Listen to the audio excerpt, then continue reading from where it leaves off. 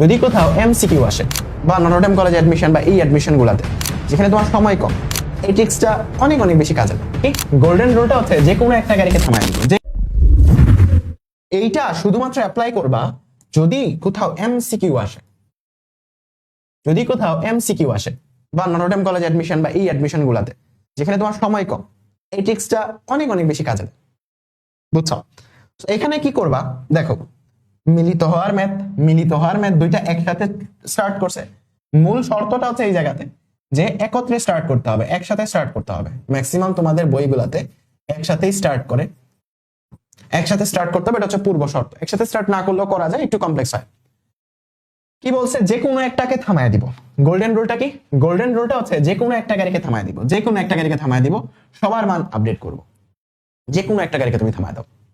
কেমনে থামাইতে পারো? মনে করো যে তোমার কাছে 10 টাকা আছে, তোমার কেমনে ফকির বানাবো আমি বলো তো? তোমার থেকে 10 টাকা নিয়ে গেলে তুমি ফকির হয়ে যাবে।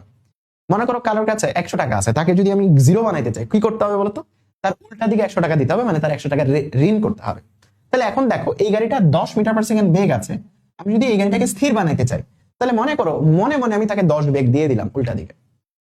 প্রকৃতপক্ষে কিন্তু এই জিনিসগুলো করা যায় না, প্রকৃতপক্ষে কিন্তু এই জিনিসগুলো করা যায় না। বা একটা গাড়িকে বেগ দিচ্ছ, ওই পুরো জিনিসটা আসলে উদ্ভট শোনাবে।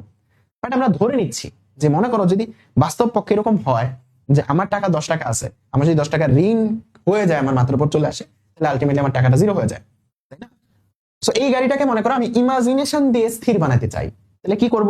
মনে মনে চিন্তা করব যে এই গাড়িটাকে যদি স্থির বানাতে চাই, তাহলে বিপরীত দিকে 10 মিটার পার সেকেন্ড বেগে দিতে হবে। 10 আর 10 কাটাকাটি, যে এই গাড়িটা এখানে স্থির হয়ে যাবে, এই গাড়িটা এখানে স্থির হয়ে যাবে। এখন প্রকৃতির নিয়ম, কারোর উপর তুমি নাইনসাফি করতে পারবে না, কারোর উপর তুমি নাইনসাফি করতে পারবে না। দেখো, এই গাড়িটা এই দিকে যাচ্ছিল 10 মিটার পার সেকেন্ড বেগে, বিপরীত দিকে তুমি 10 মিটার পার সেকেন্ড বেগ দিছো, মানে এই গাড়িটা স্থির হয়ে গেছে। বাট বাকিদের যে তুমি কিছু দিবা না, এটা করতে পারবে না। সবাইকে যা দিবা সেম দিতে হবে। তাহলে এই গাড়িটাকে তো তুমি বিপরীত দিকে 10 মিটার পার সেকেন্ড বেগে স্থির করে ফেলছো, এই গাড়িটাকেও তোমাকে বিপরীত দিকে 10 দিতে হবে। নো ম্যাটার হোয়াট এটার বেগটা কি হবে সেটা বোঝার দরকার নেই, এই গাড়িটাকে বিপরীত দিকে 10 দিতে হবে, কারণ ওটাকে তুমি 10 দিছো। যেই দিকে দিছো সেই দিকেই 10 দিতে হবে, যেই দিকে দিছো সেই দিকেই 10 দিতে হবে, যেই দিকে দিছো সেই দিকেই 10 দিতে হবে। ওটাকে যেই দিকে দিছো এটাকেও একই দিকে দিতে হবে। তাহলে আলটিমেটলি এটার বেগটা কত পড়ে আছে খেয়াল করো। এই দিকে ছিল 20, এই দিকে এখন 10, কাটাকাটি হয়ে সামনের দিকে পড়ে থাকবে 10। এটা হচ্ছে তার ফাইনাল বেগ, মানে কাটাকাটি করার পরে। এখন দেখো জিনিসটা খুবই ইন্টারেস্টিং, যে আমার এই গাড়িটা এখানে স্থিরই আছে, এই গাড়িটা কিন্তু এখানে নড়তেছে না, স্থির আছে। এই গাড়িটা যাচ্ছে 10 বেগে, 100 মিটার দূরত্ব গেলেই এই গাড়িটার সাথে মিলিত হইতে পারবে, কারণ সে তো এই জায়গাতে বসে আছে, সে গতিশীল না। 100 মিটার দূরত্ব যদি সে ট্রাভেল করতে পারে, তাহলে সে মিলিত হইতে পারবে। তাহলে মিলিত হওয়ার জন্য এখন তাকে জাস্ট এই 10 মিটার পার সেকেন্ড বেগে এই 100 মিটার গেলেই হইলো, 100 মিটার গেলেই হইলো। তাহলে কত সময় পর তারা মিলিত হবে? কত সময় পর তারা মিলিত হবে? 100 মিটার যাইতে হবে এই 10 বেগে, তার মানে 100 ডিভাইডেড বাই 10, তার মানে 10 সেকেন্ড পরে তারা মিলিত হবে। 10 সেকেন্ড পরে তারা মিলিত হবে, আমি বলে দিছি খুব ইজিলি। তাইলে কোন জায়গায় মিলিত হবে ওটা যদি ক্যালকুলেট করতে চাও, এখন আবার আগের সেন্সে ফিরে আসো, আগের ম্যাথে ফিরে আসো। তুমি জানো 10 সেকেন্ড পর তারা মিলিত হবে, তাহলে 10 সেকেন্ড পর এই গাড়ি কতটুকু যাবে? সো এই গাড়ি থেকে কতটুকু দূরত্ব তুমি 10 সেকেন্ড পর মিলিত হতে পারবা?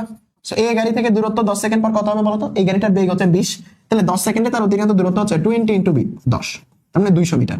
তার মানে এই গাড়ি থেকে 200 মিটার দূরে তোমার দুইটা গাড়ি মিলিত হবে, বি গাড়ি থেকে 100 মিটার দূরে দুইটা গাড়ি মিলিত হবে। খুবই সহজ। বলো মজা পাইছো কিনা? মজা পাইলে একটা কমেন্ট মাস্ট। যদি মজা পাও এই মিলিত হওয়ার এই শর্টকাটটা, যেটা এমসিকে ইউজ করতে পারবা, তাহলে একটা কমেন্ট মাস্ট, জাস্ট একটা কমেন্ট করবা জোস, ঠিক আছে? যদি তোমার ভালো লাগে। কি বললাম? যে প্রথমে কি করবা, এখানে এই গাড়িটার বেগ ছিল এইদিকে 20, এই গাড়িটার বেগ ছিল এইদিকে 10, যে কোনো একটাকে স্থির বানাবা, এটা তোমার ইচ্ছা। তো মনে মনে এইটাকে যদি স্থির বানাতে চাই, বিপরীত দিকে 10 দেওয়া লাগবে, 10 আর 10 কাটাকাটি, এটা স্থির হয়ে গেল। সবাইকে এই সেম ব্যাগটা একই ডিরেকশনে দিতে হবে। এটাকে যেহেতু মনে মনে এইদিকে 10 দিছি, এটাকেও মনে মনে এইদিকে 10 দিতে হবে। তাহলে এটার এইদিকে ছিল 20, এদিকে দিলাম 10, আলটিমেটলি পড়ে থাকলো এইদিকে 10। ওকে, সবাইকে দেওয়া দিয়ে শেষ। এখন এটা স্থির হয়ে গেছে, এইটা হয়ে গেছে স্থির। এখন এই গাড়িটা তাহলে 10 বেগে যাচ্ছে আমার মনে মনে, তাহলে 100 মিটার যাইতে হবে আমার মনের 10 বেগে, তাহলে আলটিমেটলি 10 সেকেন্ড পরে এটা এই গাড়ির কাছে চলে আসবে এবং তারা মিলিত হবে। সো তুমি সময়টা যখন পেয়ে যাচ্ছ, তারপর বাকি জিনিসটা খুবই ইজি, যে ওই ততটুকু সময়ে এই গাড়িটা তাহলে কতটুকু গেছিল, ওই গাড়িটা তাহলে কতটুকু গেছিল, তার প্রশ্নে দেওয়া বেগটা, তার প্রশ্নে দেওয়া বেগটা আমরা মনে মনের বেগে সময় বের করছি, তারপর প্রশ্নে দেওয়া বেগ দিয়ে দূরত্ব বের করে ফেলছি, যে কতটুকু দূরত্ব আসলে অ্যাকচুয়ালি গেছে। এই গাড়িটা তো আর আমাদের মনে যদি আমরা ধরেও নিই স্থির আছে, আলটিমেটলি তো স্থির না, এই গাড়িটা তো গতিশীল, এই গাড়িটা তো গতিশীল। আলটিমেটলি কতটুকু দূরত্ব গেছিল সেটা বের করতে পারবো আমরা এই সময়টা দিয়ে, জাস্ট মিলিত হওয়ার সময়টা যদি আগে বের করে ফেলি আমরা।